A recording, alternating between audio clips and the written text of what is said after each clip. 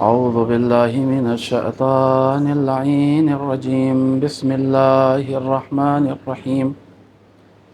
رب اشرح لي صدري ويسر لي أمري واحلل عقدة من لساني يفقه قولي. الحمد لله رب العالمين بارئ الخلائق أجمعين باعث الأنبياء والمرسلين، والصلاة والسلام والتحية والإكرام على النبي الأمي المكي المدني الحاشمي القرشي سيدنا ونبينا وشفيع ذنوبنا إن شاء الله أبي القاسم محمد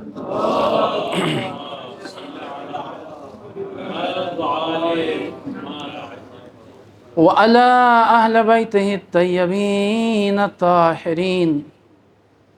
صلى الله عليك يا مولاي يا أبا عبد الله، صلى الله عليك يا مولاي يا ابن رسول الله. السلام على الحسين وعلى علي بن الحسين وعلى أولاد الحسين وعلى أصحاب الحسين. صلى عليك مليك السماء، جسم سريع بالعراء مقطع الأعضاء،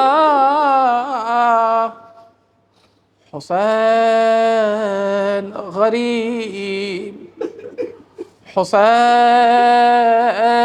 شهيد، حسين مظلوم. أيها الشهيد، كنت وحيدا قلقا حين قطعوا يديك. سيخاطب الإمام بقية الله عز وجل حين ظهوره. يا أهل العالم، إن جدي الحسين قتلوه عطشانا. يا أهل العالم، إن جدي الحسين تركوه عريانا. يا أهل العالم، ما ذنب هذا الذي ذبح في حجر أبي؟ واللعنة على أعدائهم والشاكين فيهم والمنحرفين عنهم أجمعين. أما بعد، فقد قال الله تبارك وتعالى في محكم كتابه الكريم، وهو أصدق القائلين وقوله الحق بالحق. بسم الله الرحمن الرحيم. من المؤمنين رجال صدقوا ما عاهدوا الله عليه، فمنهم من قضى نحبه ومنهم من ينتظر وما بدلوا تبدیلا. صلوات پڑھیں محمد علی. اللهم صل على محمد وآل محمد. یقیناً خوش نصیبی ہے ہماری اور آپ کی کہ ہم شب عاشور سرزمین کربلا پر امام حسین علیہ السلام پر آنسو بہانے کے لیے اکٹھا ہوئے ہیں. یقیناً طلباء ہیں، علماء ہیں، آپ کے سامنے یقیناً روایات ہیں. ہمارے اور آپ کے چھٹے امام امام جعفر صادق علیہ السلام ارشاد فرماتے ہیں، شب عاشور امام حسین علیہ السلام کی قبر کے نزدیک جو رات گزارے وہ ایسے ہی ہے کہ جیسے امام حسین علیہ السلام کے ساتھ اس نے جنگ کی اور امام کی راہ میں قربان ہو گیا۔ دوسری جگہ ارشاد ہوتا ہے چھٹے امام سے، امام فرماتے ہیں کہ شب عاشور اور بعض روایات میں روز عاشور پروردگار عالم چند ملائکہ کو زمین کی طرف بھیجتا ہے، جن کا کام کیا ہوتا ہے، وہ گھروں میں جہاں مجلسیں ہو رہی ہیں، ان مقامات پر جہاں مجلسیں ہو رہی ہیں وہاں پر جاتے ہیں، اور جانے کے بعد عزاداروں کے آنکھوں سے نکلنے ہوئے آنسوؤں کو جمع کرتے ہیں اور آسمان کی طرف بلند ہوتے ہیں ان آنسوؤں کو لے کر۔ کس لیے؟ تاکہ وہ جنت جو مومنین کے لیے آراستہ کی گئی ہے اسے اور سجایا جا سکے ان آنسوؤں کے ذریعے۔ ایک صلوات پڑھیں محمد و آل محمد پہ۔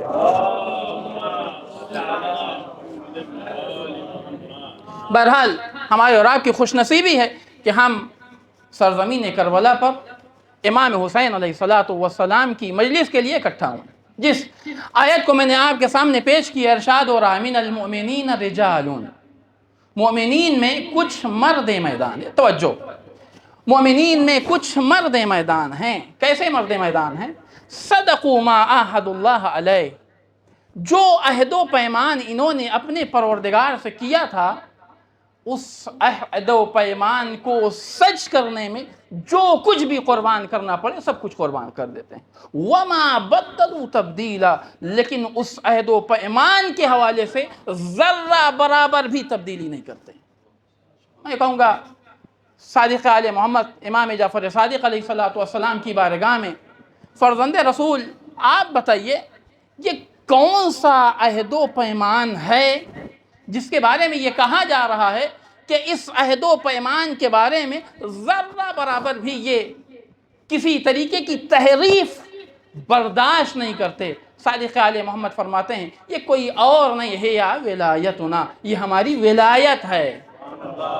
توجہ، امام حسین علیہ السلام کربلا میں جس شہید کے پاس بھی گئے ہیں، ہر شہید کے پاس جاتے ہوئے قرآن مجید کی اسی آیت کی تلاوت کی، من المؤمنین رجال، مومنین میں سے کچھ مرد میدان ہے۔ توجہ، ہماری اور آپ کی زبان میں کسی کو بھی مرد کہا جا سکتا ہے، لیکن قرآن کی زبان میں ہر ایک کو مرد نہیں کہا جاتا۔ قرآن مجید ہر کسی کو مرد نہیں کہتا، پھر قرآن مجید مرد اسی کو کہتا ہے جو بڑھ بڑھ کے حملہ کرنے والا ہو، جو میدان میں اس طریقے سے ڈٹ جائے جیسے سیسا پلائی ہوئی دیوار۔ خود قرآن مجید کیا ہے؟ ان اللہ یحب الذین یقاتلون فی سبیل اللہ صفا، کہ کچھ لوگ ایسے ہیں کہ جنہیں اللہ بڑا دوست رکھتا ہے۔ کیوں؟ اللہ کی راہ میں جہاد کرتے ہیں، اور جہاد بھی کس طریقے سے؟ اس طریقے سے کأنہم بنیان مرصوص، کہ جب میدان میں آتے ہیں تو سیسا پلائی ہوئی دیوار کے مانند ہو جاتے ہیں۔ مطلب انہیں اگر پہچاننا ہے کہ مرد میدان کون ہے تو دیکھو کون ڈٹ کر مقابلہ کرتا ہے، کون فرار کرنے والا ہے۔ ایک صلوات پڑھیں محمد و آل محمد پہ۔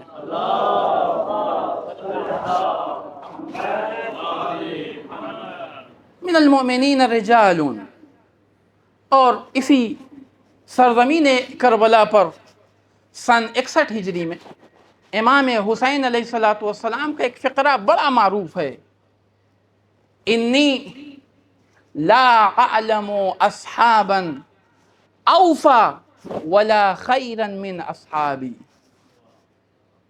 جیسے اصحاب مجھے ملے، اب تعبیر پہ غور کریے گا آپ، بہرحال طلبہ ہیں، علماء ہیں، یہ نہیں کہا میں نے نہیں دیکھا، انی لا اعلم۔ اگر امام حسین علیہ السلام کہیں انی لا اعلم، مطلب یہ نہیں کہ مجھے پتہ نہیں ہے، مطلب یہ کوئی ہے ہی نہیں۔ توجہ، انی لا اعلم، میں نہیں جانتا کہ اصحاب میں ہمارے اصحاب سے بہتر کوئی ہو۔ آئیے قرآن مجید نے انبیاء کے چند صحابہ کا تذکرہ کیا ہے، دیکھیں کیسے صحابہ ہیں انبیاء کے تاکہ ہم یہ سمجھ سکیں کہ امام حسین علیہ الصلوۃ والسلام کے اصحاب کیسے تھے، کہ جس کی بنیاد پر امام حسین نے کہا کہ جیسے اصحاب میرے تھے ایسے اصحاب کسی کے نہیں۔ صحابی کہتے کسے ہیں؟ آپ بہتر جانتے ہیں، ہر اچھے انسان کے ساتھ کچھ شخصیات جڑ جاتی ہیں۔ یہ جو شخصیات جڑتی ہیں یہ دو طرح کی ہوتی ہیں۔ کچھ تو وہ ہیں کہ جو ان کے کردار کو دیکھ کر ان سے جڑ گئی ہیں، اور کچھ مفاد پرست لوگ اچھی شخصیتوں سے جڑ جاتے ہیں۔ اچھا، ان شخصیتوں کی بھی مجبوری یہ ہے کہ یہ بھی ان کو اپنے سے جدا نہیں کر سکتی۔ کیوں؟ اس لیے کہ یہ ساتھ رہیں گے تب بھی فتنہ کریں گے، دور چلے جائیں گے تب بھی فساد کریں گے، لیکن جب تک ساتھ رہیں گے، چونکہ قابو میں رہیں گے، چونکہ قبضے میں رہیں گے، فتنہ کم کریں گے۔ باہر نکل جائے فتنہ زیادہ کریں گے۔ توجہ، میں شاہد پیش کرتا ہوں، رسول اسلام کے یہاں بھی ایک فتنہ ہے۔ جب تک رسول اسلام زندہ رہے فتنہ گھر کے اندر رہا۔ توجہ، ادھر رسول اسلام اس دنیا سے گئے، فتنہ گھر کے اندر نہ رہ سکا، باہر میدان تک آیا۔ ایک صلوات پڑھ دیں محمد وآل محمد پہ۔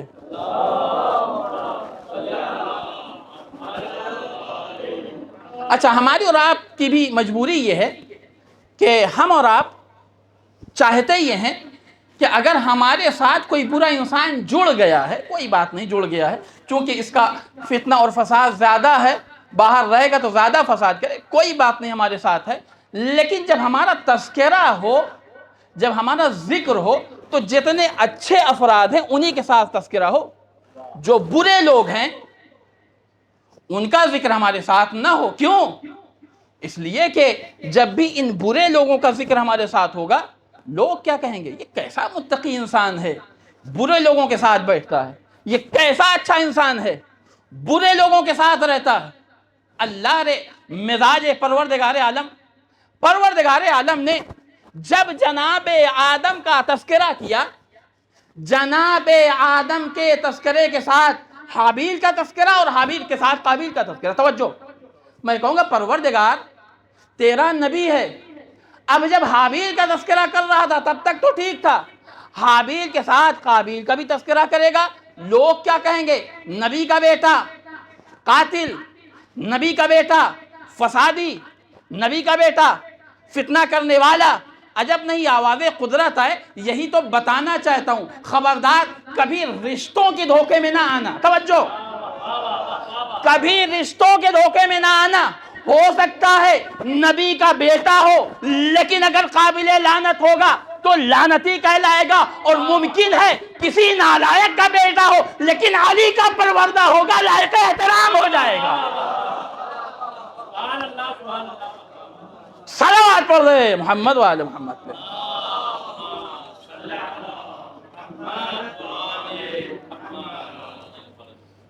ایک اور صلوات پڑھے محمد وآل محمد پہ۔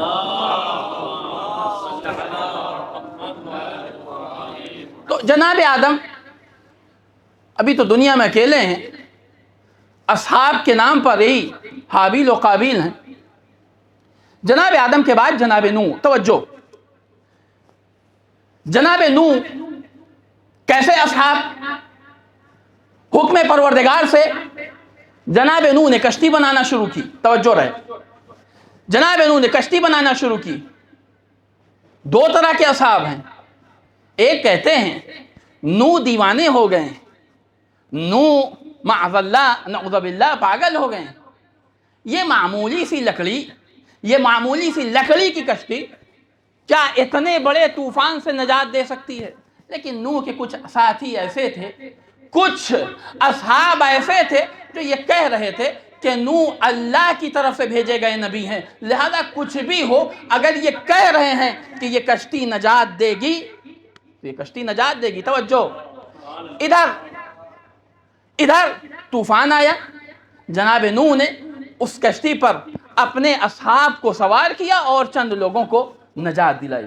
ادھر نجات ملی ان اصحاب کو، قرآن مجید نے، توجہ، قرآن مجید نے اس نجات کا نقشہ قرآن میں کھینچا. کیا؟ انا نجینا ہو، توجہ رہے آپ طلبہ ہیں، انا نجینا ہو، ہم نے جناب نوح کو نجات دی. جناب نوح کے ساتھ کس کو نجات دی؟ اصحاب نوح کو. تو قرآن جس وقت ہم مطالعہ کر رہے تھے ایسا لگ رہا تھا کہ اس کے بعد جو فقرہ آئے گا وہ فقرہ یہ ہوگا انا نجیناہ واصحابہ یا اصحاب نوح، ہم نے نوح کو نجات دی اور نوح کے صحابہ کو نجات دی. توجہ. لیکن اب جب میں نے قرآن مجید کا مطالعہ کیا تو قرآن مجید میں آیت کچھ اس طریقے سے نہیں تھے. پھر انا نجیناہ واصحاب السفینہ، توجہ، انا نجیناہ واصحاب السفینہ، ہم نے نوح کو نجات دی اور نوح کے ساتھ ساتھ اصحاب سفینہ کو نجات دی. میں کہوں گا پروردگار، سفینہ نہ کوئی ولی ہے نہ کوئی نبی ہے، یہ سفینہ کا تذکرہ کیوں؟ ارے یہ وہی ساتھی تو ہیں، تو سیدھے سیدھے ذکر کر دیتا کہ نوح کو نجات دی، نوح کے اصحاب کو نجات دی، یہ سفینہ کا تذکرہ کیوں؟ عجب نہیں آواز قدرت آئے. آج نجات کے متلاشی لوگوں کو بتانا چاہتا ہوں کہ نجات کیسے ملتی ہے. توجہ. کہ جب بھی کوئی قرآن کی تلاوت کرے اور اس آیت کی تلاوت کرے تو اسے یہ پتا ہو کہ نجات کیسے ملنی ہے. کہ میں کہوں گا پروردگار نجات کیسے ملنی ہے. آواز قدرت آئی، انا نجیناہ واصحاب السفینہ، ہم نے موسیٰ جناب نوح کو نجات دی اور اصحاب سفینہ کو نجات دی. میں کہوں گا پروردگار جب سفینہ کوئی نبی نہیں ہے، کوئی ولی نہیں ہے، تو سیدھے سیدھے نوح کے اصحاب کا تذکرہ کرتا. آواز قدرت آئی، میں نے یہاں پہ ایک رمز کو رکھا ہے، اس کو سمجھو. کیا؟ اگر تم بھی نجات کے متلاشی ہو اصحاب سفینہ بن جاؤ. میں کہوں گا پروردگار ہم تو نوح کی امت ہے نہیں، ہم تو ٹھہرے رسول اسلام کی امت. اے رسول اسلام، جیسے نوح کی امت سفینے کے ذریعے سے نجات پا گئی، کیا ہمارے لیے بھی کوئی انتظام ہے کہ ہم بھی سفینے سے متصل ہو جائیں اور نجات پا جائیں؟ عجب نہیں. رسول اسلام آواز دے، ہاں اس کا انتظام ہے. مثل اہل بیتی کمثل سفینۃ نوح. صلوات پڑھے محمد و آل محمد پہ.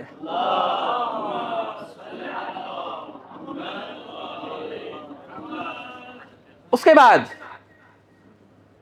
جناب موسیٰ کیسے اصحاب، جناب موسیٰ اپنے اصحاب کو لے کے نکلے ہیں اور یہ سارے حیران و پریشان. کیا ہوگا اگر فرعون اور لشکر فرعون نے ہمیں پکڑ لیا؟ ہم تو مار دیے جائیں گے، ہم تو قتل کر دیے جائیں گے، ہم تو ذبح کر دیے جائیں گے. اور جیسے ہی لشکر فرعون کو آتا ہوا دیکھا، قرآن مجید نے نقشہ کھینچا ہے. کیا کہتے ہیں؟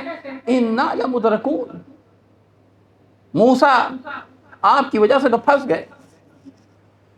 بدبختی دیکھیں، موسیٰ کے ساتھ ہیں، نبی کے ساتھ ہیں، لیکن نبی کے ساتھ ہونے کے باوجود اپنی نجات کی فکر ہے، نبی کی فکر نہیں ہے. صحابیت کا مزاج یہی ہے. توجہ، صحابیت کا مزاج یہی ہے کہ اسے اپنی فکر ہوتی ہے، نبی کی فکر نہیں ہوتی. موقع آتا ہے تو یہ زبان سے کہتے ہیں انا لمدرکون، اور کبھی موقع پڑ جائے تو گریہ کرنے لگتے ہیں کہ اب تو ہم اس دنیا سے چلے جائیں. صلوات پڑھے محمد و آل محمد پہ.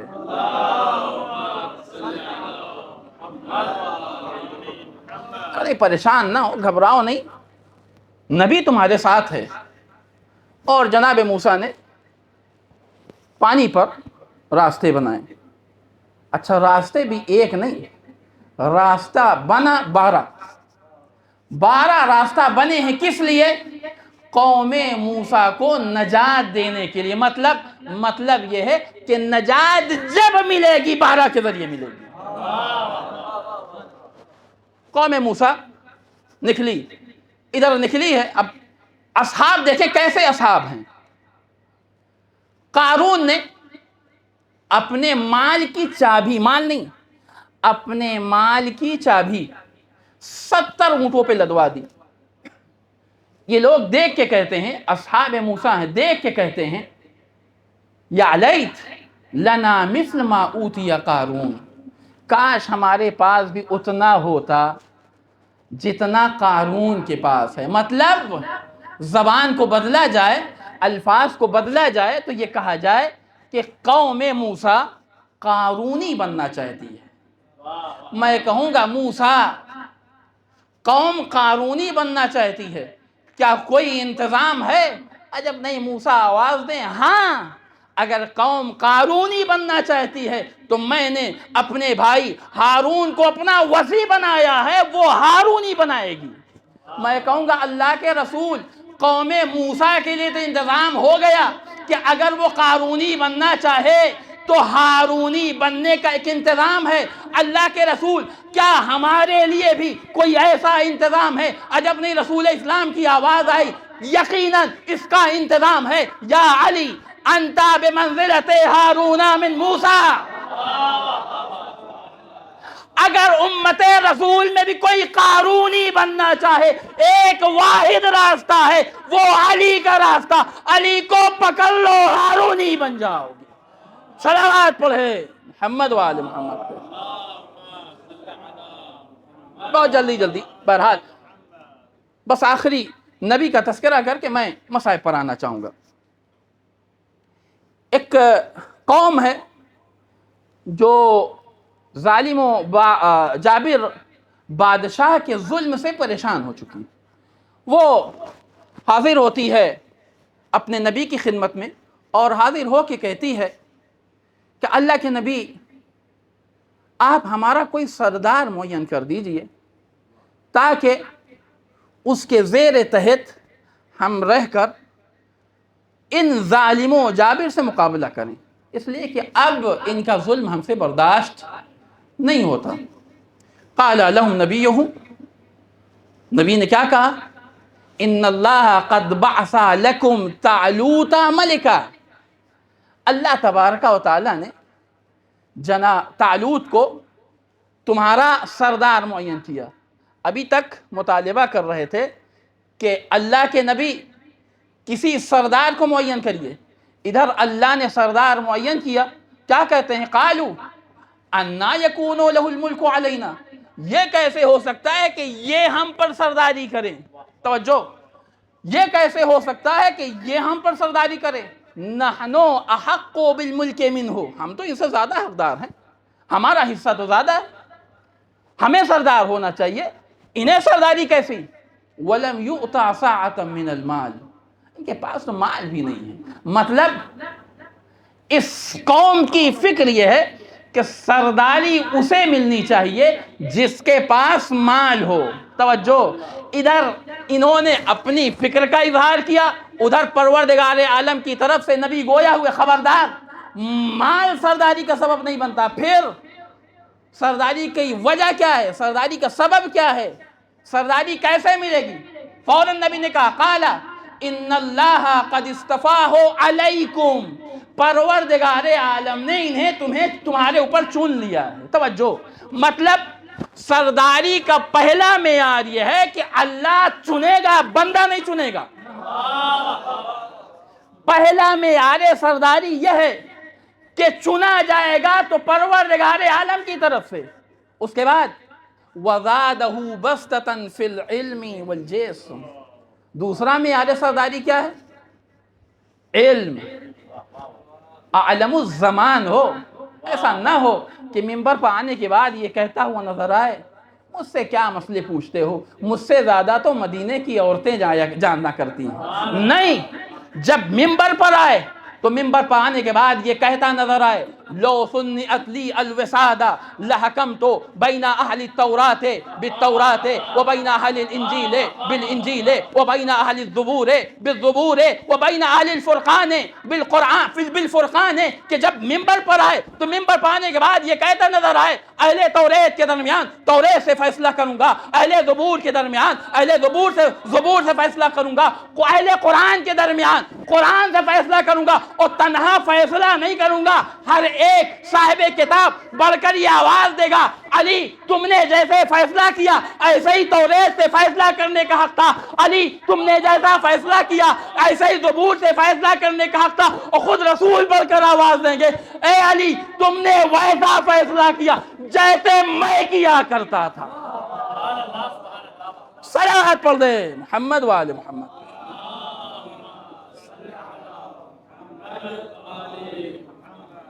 مزاج آپ دیکھیں اصحاب موسیٰ کا مزاج کیا ہے؟ اصحاب موسیٰ کا مزاج یہ ہے کہ اپنی نجات کی فکر ہے، نبی کے نجات کی فکر نہیں ہے۔ کربلا میں آ کے دیکھیے اصحاب امام حسین علیہ السلام کیسے ہیں، خون میں غلطاں ہیں، بدن نڈھال ہے، سارے زخم کھا چکے ہیں، لیکن زبان پر ایک ہی فقرہ ہے، ارضیتا یا ابن رسول اللہ، فرزند رسول آپ راضی ہیں۔ اچھا اصحاب بھی جو پرانے اصحاب ہیں ان کا مزاج ایسا ہو تو تعجب کی بات نہیں ہے۔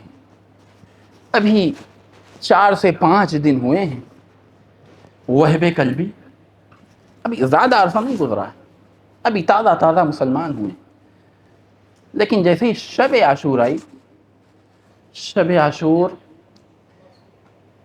وہب کی ماں وہب کو یہ سمجھا رہی ہے بیٹا کل قربانی کا دن ہے، دیکھو بنی ہاشم میں سے کوئی نہ جانے پائے، بنی ہاشم کا کوئی قتل ہو گیا میں سیدانی کو منہ نہ دکھا پاؤں، بیٹا سب سے پہلے تمہیں قربان ہونا ہے۔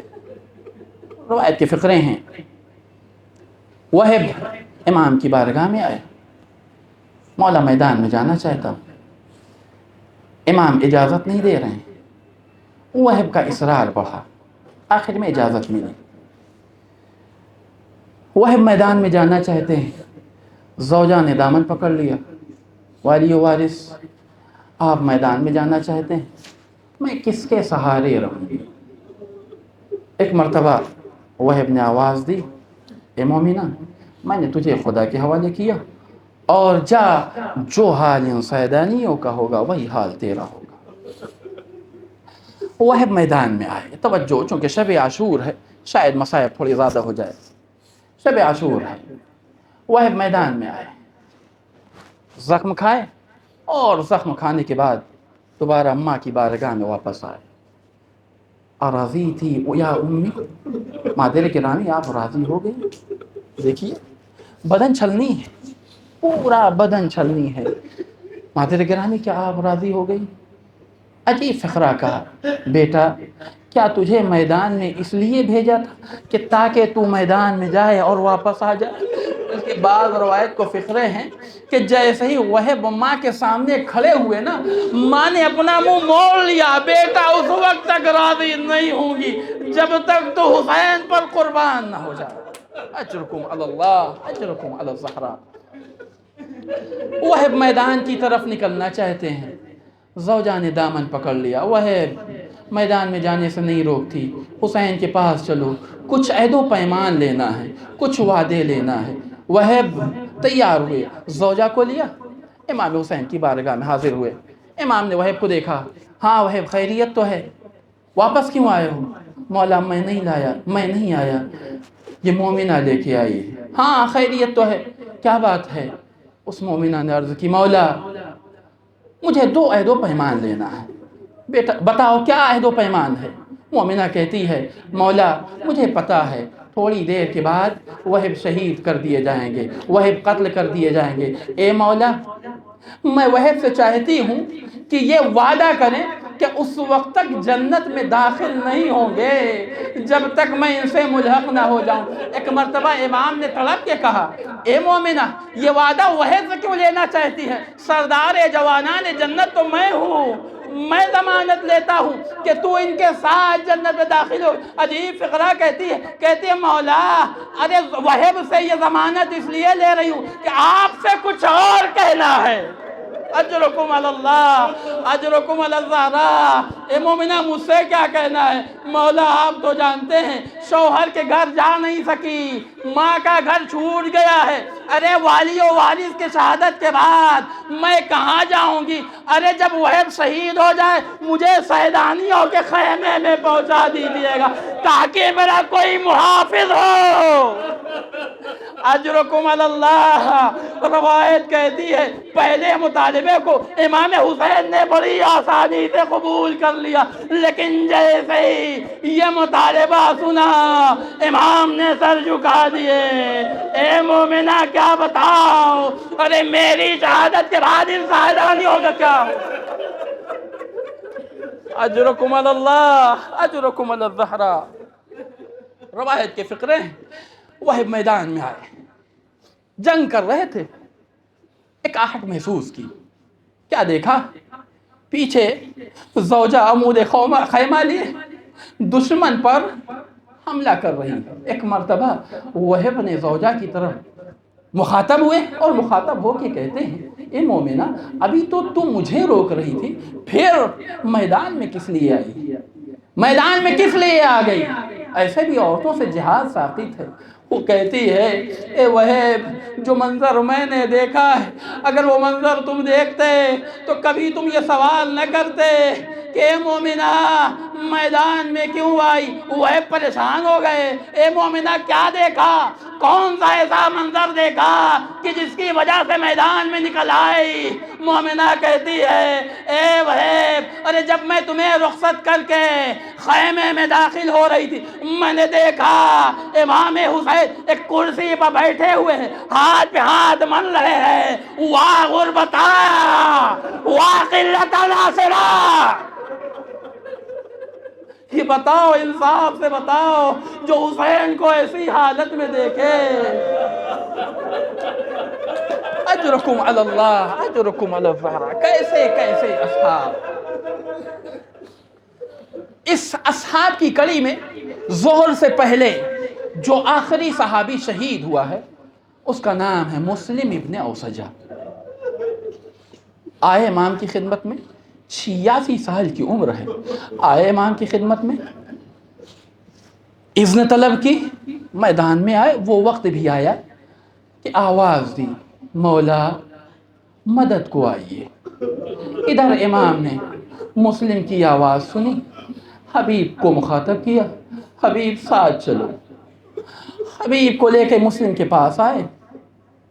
ایک مرتبہ جناب حبیب نے مسلم کو آواز دی، مسلم۔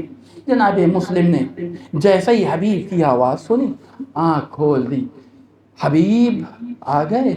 ایک مرتبہ حبیب نے رو کے کہا مسلم اکیلے نہیں آیا، مولا ساتھ آئے۔ اجرکم علی اللہ، اجرکم علی الزہرا۔ حبیب کہتے ہیں مسلم مجھے پتا ہے تھوڑی دیر کے بعد میں بھی آپ کے ساتھ آنے والا ہوں۔ کیسے اصحاب ہیں، غور کریے گا۔ حبیب مسلم مجھے پتا ہے تھوڑی دیر کے بعد میں آپ سے ملحق ہونے والا ہوں، آپ سے ملنے والا ہوں، لیکن اے مسلم دل میں کوئی حسرت نہ رہے، اگر کوئی وصیت ہو بیان کرو، میں وعدہ کرتا ہوں جب تک زندہ رہوں گا اس وصیت کو پورا کرنے کی کوشش کروں گا۔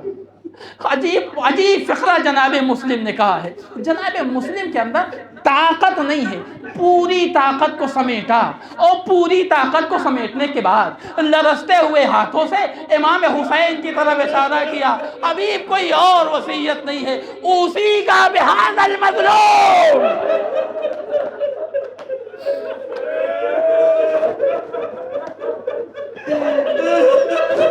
حبیب کوئی اور وصیت نہیں ہے، بس اتنی وصیت ہے جب تک جان میں جان باقی رہے اس مظلوم کی حفاظت کرنا، اس مظلوم سے اپنے کو جدا نہ کرنا۔ اجرکم علی اللہ، اللہ ان آوازوں پر رحمت نازل فرمائے۔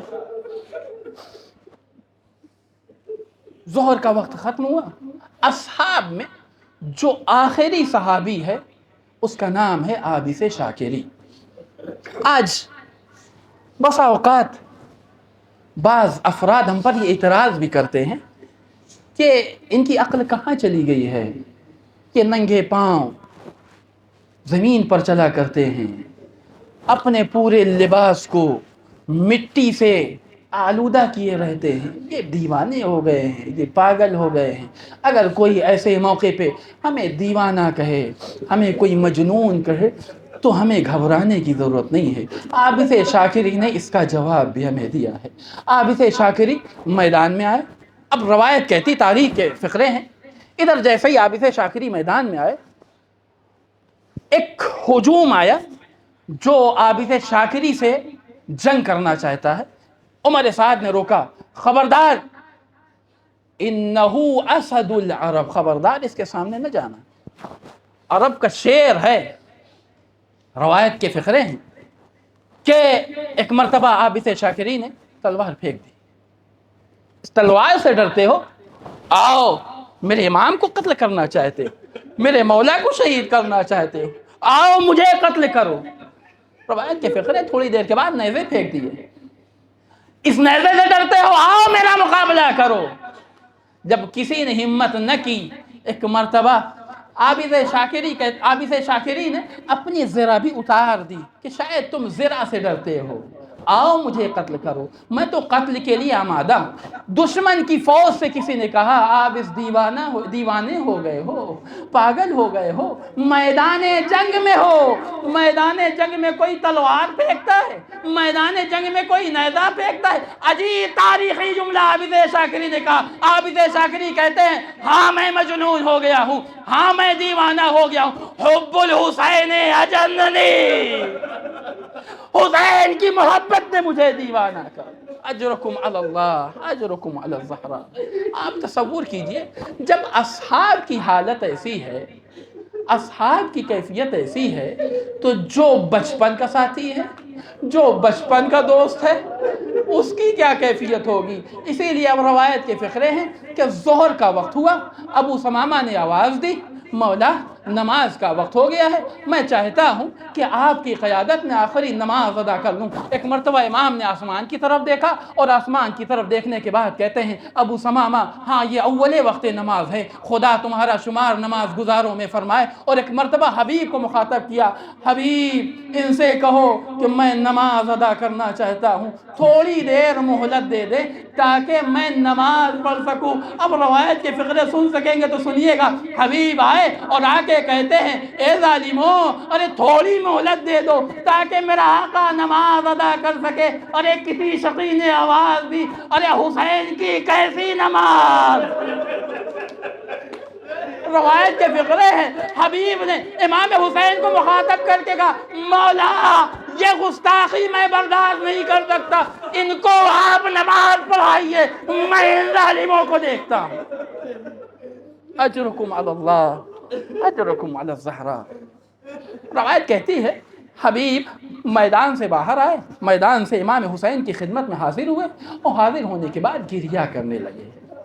ایک مرتبہ امام نے مخاطب کیا، حبیب کیا ہے جو عیال کی یاد آ گئی، یا کوئی زخم ایسا ہے جس نے گریہ پہ مجبور کر دیا؟ عجیب فقرہ ہے۔ حبیب نے کہا، مولا نہ اہل و عیال یاد آئے، نہ کسی زخم سے گریہ کر رہا ہوں۔ پھر حبیب گریہ کرنے کی وجہ کیا ہے؟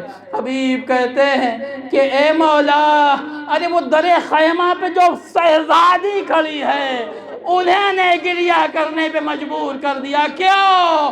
ارے اب شہزادی آواز دے رہی تھی، حبیب میرے مظلوم بھائی کی حمایت کر۔ اجرکم علی اللہ، اجرکم علی الزہرا۔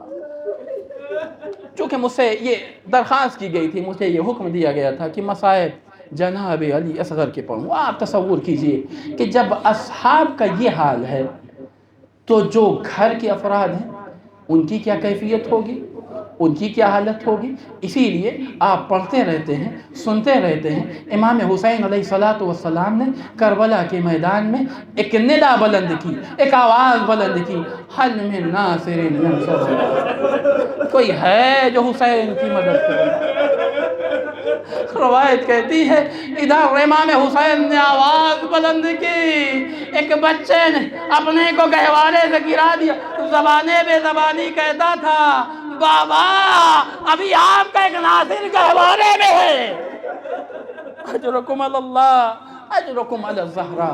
جناب کلثوم جناب علی اصغر کو اپنے آغوش میں لے کے آئیں اور آ کے بھائی کی خدمت میں حاضر ہوئیں۔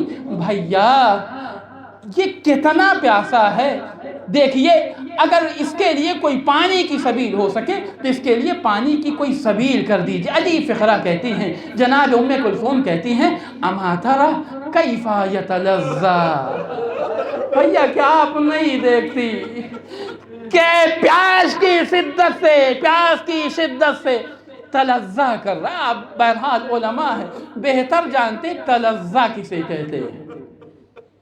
مچھلی کو جب پانی سے نکالا جاتا ہے، مچھلی کی 3 کیفیت ہوتی ہے۔ پہلی کیفیت، مچھلی کو جب پانی سے نکالا جائے فوراً اس کے اندر اتنی جان ہوتی ہے کہ وہ اوپر کی طرف جا سکے اور اوپر سے زمین کی طرف آئے، لیکن تھوڑی دیر اگر گزر جائے، تھوڑی مدت گزر جائے تو اب مچھلی کے اندر اتنی طاقت نہیں ہوتی کہ اچھل سکے، لیکن اتنی قوت ضرور ہوتی ہے کہ کبھی دائیں طرف کروٹ لے کبھی بائیں طرف کروٹ لے۔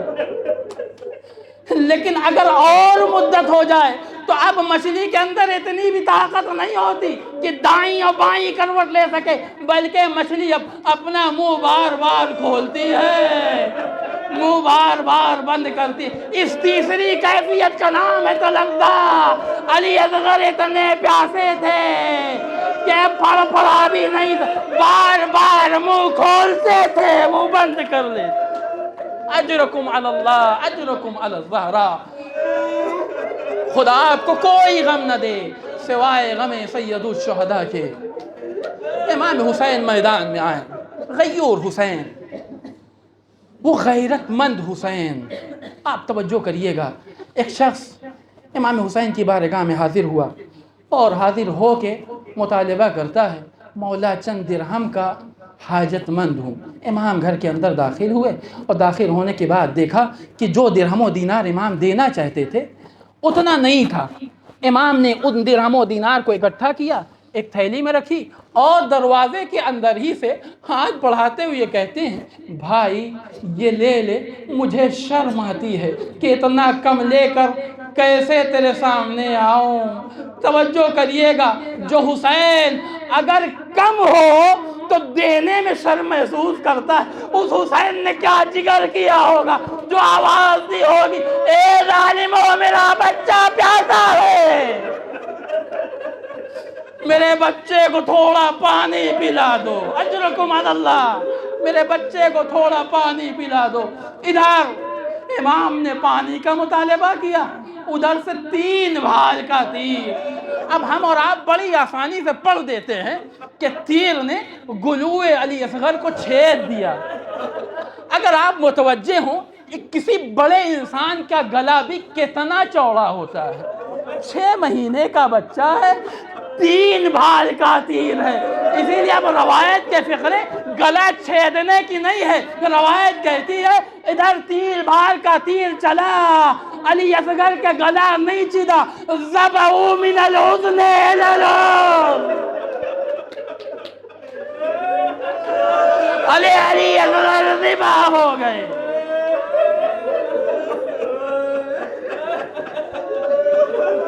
قاسم کی شہادت کوئی معمولی شہادت نہیں ہے، علی اکبر کی شہادت کوئی معمولی شہادت نہیں، ابو الفضل عباس کی شہادت کوئی معمولی شہادت نہیں، لیکن امام حسین نے قاسم کے لاش کو دیکھا، علی اکبر کے سینے سے نیزہ کا نکالا۔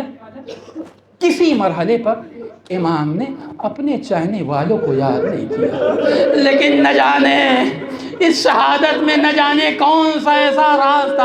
ادھر جناب علی اصغر کا گلا چھدا، امام حسین نے اپنے چاہنے والوں کو یاد کیا، شیعتی لیتکم فی یوم عاشوراء جمیعا تنظرونی، اے میرے چاہنے والوں، اے میرے شیعوں، کاش تم کربلا میں ہوتے تو دیکھتے کیف استسقی لطفلی فابوا ان یرحمونی، میں کیسے اپنے بچے کے لیے پانی مانگ رہا تھا، ان ظالموں نے پانی دینے سے انکار کر دیا۔